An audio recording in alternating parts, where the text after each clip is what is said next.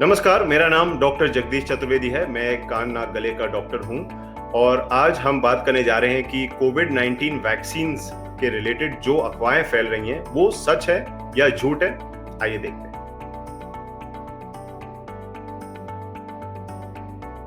तो पहली अफवाह यह है कि I got infected during first wave, I won't get infected in this wave. मतलब पहले इन्फेक्शन हो चुका है, अब जो दूसरा जो वेव आ रहा है इसमें इन्फेक्शन नहीं होगा।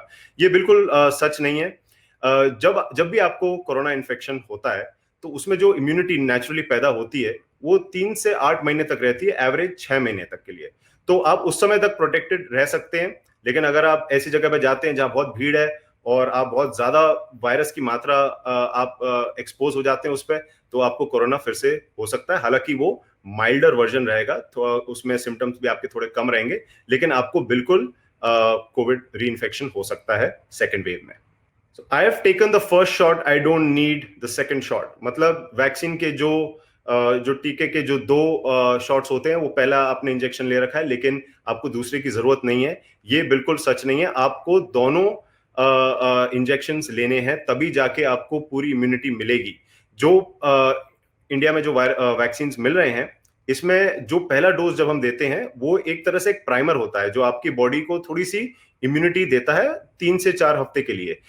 लेकिन आपको जो चाहिए होती है वो लंबे लंबे टाइम के लिए इम्यूनिटी चाहिए। जो सेकंड डोज होता है, जो हालांकि 1 महीने के बाद या कुछ वैक्सीन में 2 महीने के बाद दिया जाता है, वो आपको 6 महीने से 1 साल, कभी कभी उससे भी ज्यादा टाइम तक आपको इम्यूनिटी दे सकता है। तो इसलिए आपको दोनों डोज लेने की जरूरत है। अगर आप सिर्फ एक ही डोज लेते हैं तो 3 महीने के बाद ऐसे ही समझ लीजिए जैसे आपने कोई वैक्सीन नहीं लिया हो और आपको फिर से दोनों डोज लेने पड़ेंगे। Pregnant women can not take the vaccine, it's dangerous.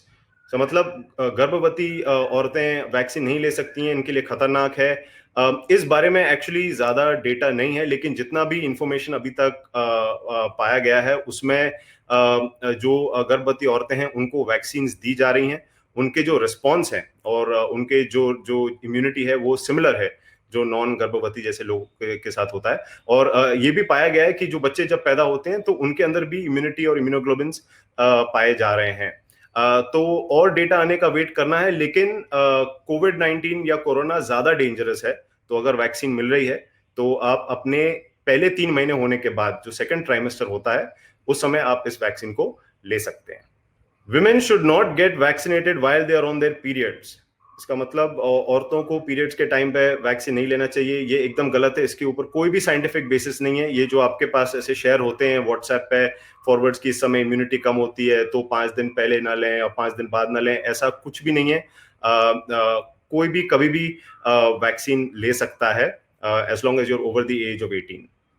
The vaccine can also make me an asymptomatic carrier. इसका मतलब कि वैक्सीन लेने के बाद भी हम कोरोना को दूसरे लोगों तक फैला सकते हैं और हमारे पास कोई सिम्टम्स ना हो। ये एक तरह से सच नहीं है।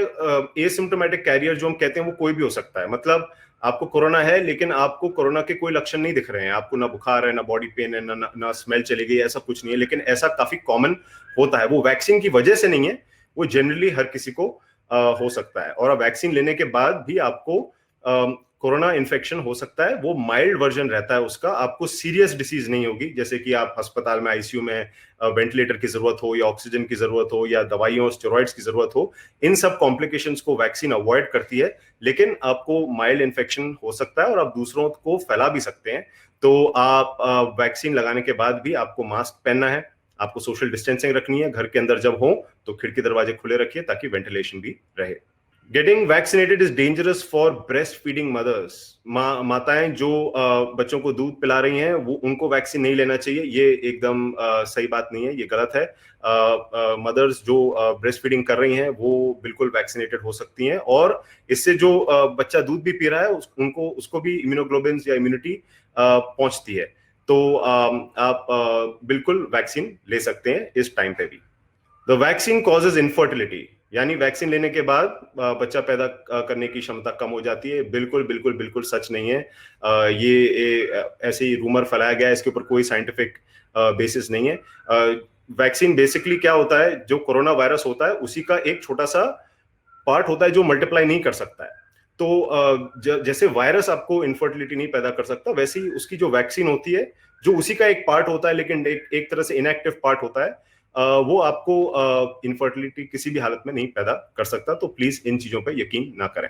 Vaccine has a lot of side effects, मतलब वैक्सीन लेने के बाद आपको गंभीर तरह से परेशानियां हो सकती हैं, ये सच नहीं है। लेकिन जो वैक्सीन पाए गए हैं उनमें बहुत ही कम मात्रा के लोगों को साइड इफेक्ट्स होते हैं। और अधिकतर ये जो साइड इफेक्ट्स होते हैं ये बहुत ही माइल्ड साइड इफेक्ट्स होते हैं, ये परमानेंट नहीं होते, ये 2 से 4 दिन तक रहते हैं। जैसे सर में दर्द, बुखार, बॉडी में पेन, और जहां पर इंजेक्शन लगता है उस हाथ में दर्द होना 2 से 4 दिन तक रहता है, उसके बाद चला जाता है। अभी जो अगर आप आंकड़े देखेंगे तो कुछ महीने पहले तक जब जो ये आंकड़े जो आए हैं कि अगर 6 करोड़ लोगों को जब ये वैक्सीन मिली हुई थी तो उसमें से सिर्फ लगभग 400 लोगों को ही सीरियस तरह की साइड इफेक्ट्स हुए थे, और उसमें से अराउंड 176 लोगों की ही मौत हुई थी। और वो इन्वेस्टिगेशन पे भी पता चल रहा है कि डायरेक्ट वैक्सीनेशन की वजह से नहीं थे।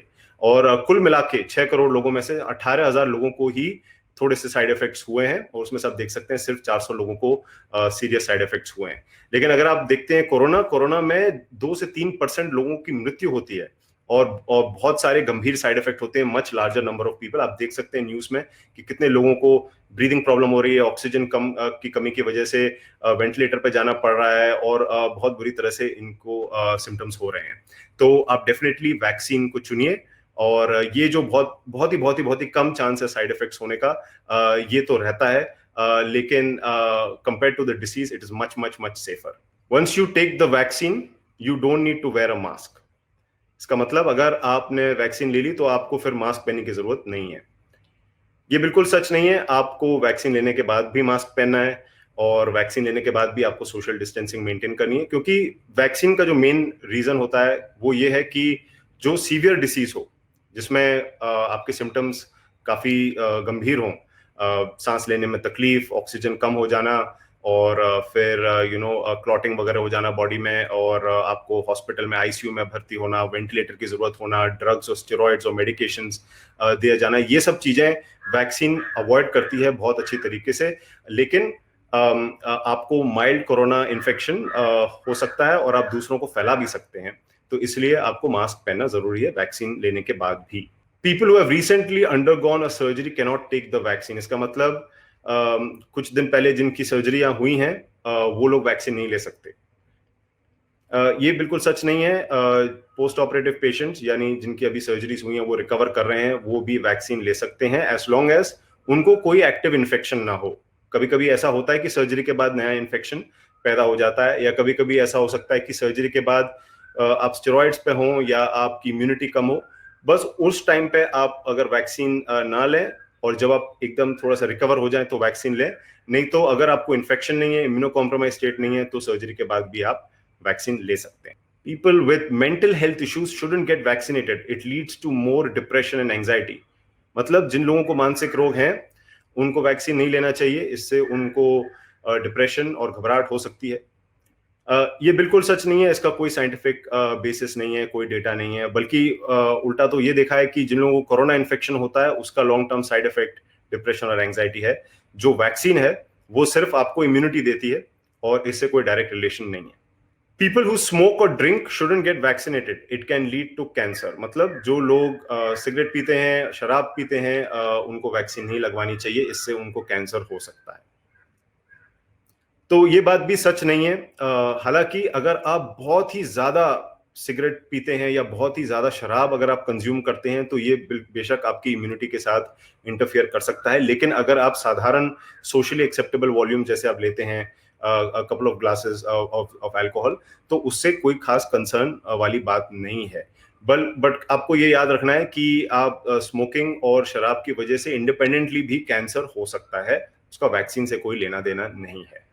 Children shouldn't get vaccinated. It can lead to severe complications when they grow up। मतलब बच्चों को वैक्सीन नहीं लगनी चाहिए, इससे इनको बड़े होने के बाद काफी परेशानी हो सकती है।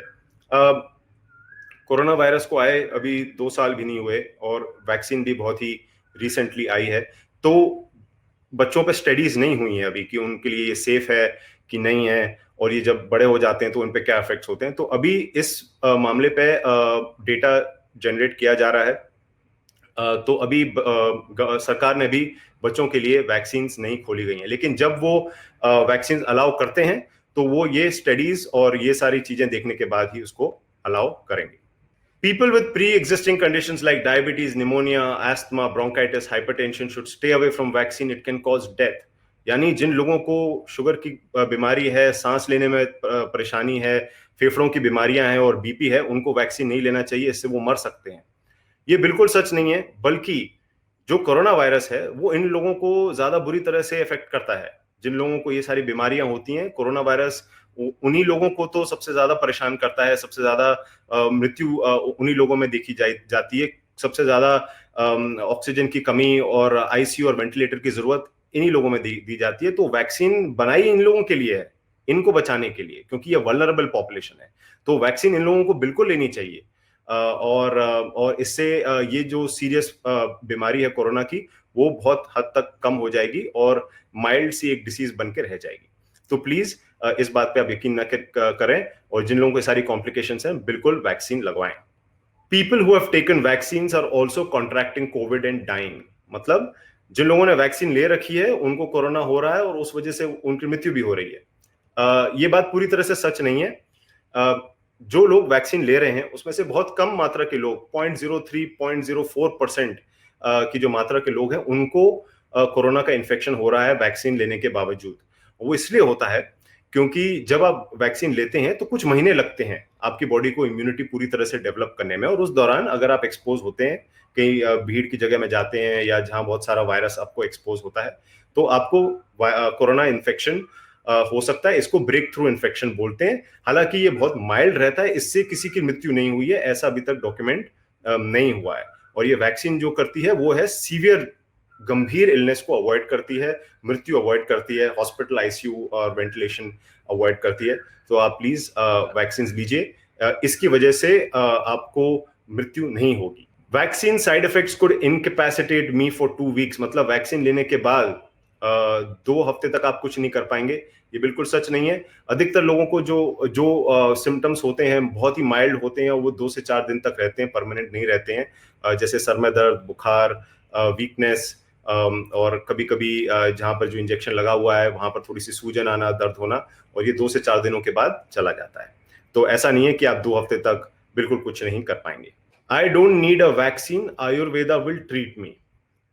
मतलब मुझे वैक्सीन की जरूरत नहीं है, हम आयुर्वेदा से पूरी तरह से ठीक हो जाएंगे। अब ये पूरी तरह से सच नहीं है। आपको एक बात समझनी होगी कि ये जो वैक्सीन होता है, ये एक तरह का ड्रग नहीं होता है, जो आप जैसे इसको एलोपैथी या आयुर्वेद में डिवाइड कर रहे हैं। वैक्सीन बेसिकली क्या होता है कि जो कोरोना वायरस होता है उसी का एक छोटा सा पार्ट लेके आपकी बॉडी में डाला जाता है, जिससे आपकी बॉडी स्टिमुलेट हो कि थोड़ी सी एंटीबॉडीज बन जाए। वो वायरस का ही पार्ट होता है। कभी कभी दूसरा वायरस दे देते हैं जिससे ये प्रोटीन बनती है, या कभी कभी वो प्रोटीन का आरएनए दे देते हैं। कभी कभी उसी वायरस को मार के वो मरा हुआ वायरस आपको दिया जाता है। तो ये कोई ड्रग नहीं है, ये कोई एलोपैथी नहीं है, ये बेसिकली वायरस का पार्ट है, जिससे आपको जब आपके बॉडी में जाता है तो आप उसके लिए नेचुरल एंटीबॉडीज या इम्यूनिटी आप बनाते हैं। जिस तरह से आपको नॉर्मल इन्फेक्शन, जैसे जब आपको इन्फेक्शन हो जाए उसके बाद जैसे एंटीबॉडीज बनती हैं, वैक्सीन उसी तरह की एंटीबॉडीज को स्टिमुलेट करता है, बट एक्टिव इन्फेक्शन के बिना। तो इसमें कुछ एलोपैथी आयुर्वेदा नहीं है। आपको वैक्सीन लेने से सीरियस बीमारी बिल्कुल कम हो जाएगी। आप अलग से आयुर्वेदा ले सकते हैं और आयुर्वेद के बहुत सारे बेनिफिट्स हैं, और उससे आपकी इम्यूनिटी भी बढ़ सकती है, आप इन्फेक्शन से भी लड़ सकते हैं। लेकिन आप आयुर्वेदा को वैक्सीन के साथ न जोड़ें, ये अलग चीज है। ये बेसिकली नेचुरल इम्यूनिटी का तरीका है, by giving a small dead part of the. बहुत बहुत धन्यवाद। आई होप कि ये सारे जवाब सुनने के बाद आप इन अफवाहों पे बिलीव नहीं करेंगे, और आप जो लोग इन सब चीजों को मानते हैं उनको भी आप सही जवाब बता के करेक्ट करेंगे। क्योंकि ये बात आपको समझनी बहुत जरूरी है कि अगर हमको तीसरे वेव से बचना है और सेकेंड वेव को हमें जितना हो सकता है कम डैमेज करना है, अगर आप चाहते हैं कि आपके परिवार वाले, आपके दोस्त और आप खुद सीरियस कोरोना से आप ना इफेक्ट हो, आपको अगर माइल्ड इन्फेक्शन ही रहे, तो वैक्सीन लेना बहुत जरूरी है। और अभी जैसे 18 साल के ऊपर के लोगों के लिए जब वैक्सीन खुल रहा है, तो प्लीज आप जाके दोनों डोज वैक्सीन के लीजिए। इससे आप बचे रहेंगे। आपको अगर इन्फेक्शन होता भी है तो आपको माइल्ड इन्फेक्शन रहेगा, लेकिन सबसे जरूरी चीज ये है कि आपको सीरियस गंभीर साइड इफेक्ट नहीं होंगे, आपकी ऑक्सीजन की कमी नहीं होगी, आपको आईसीयू वेंटिलेशन की जरूरत नहीं होगी, स्टेरॉइड ड्रग्स की जरूरत नहीं होगी, और मरने के चांसेस आपके बहुत ही कम होंगे। तो इससे हम बच सकते हैं और हमारे आसपास के लोग बच सकते हैं। तो प्लीज वैक्सीन लीजिए। जय Hind. Doctor Jagdish Chaturvedi signing out. Bye bye.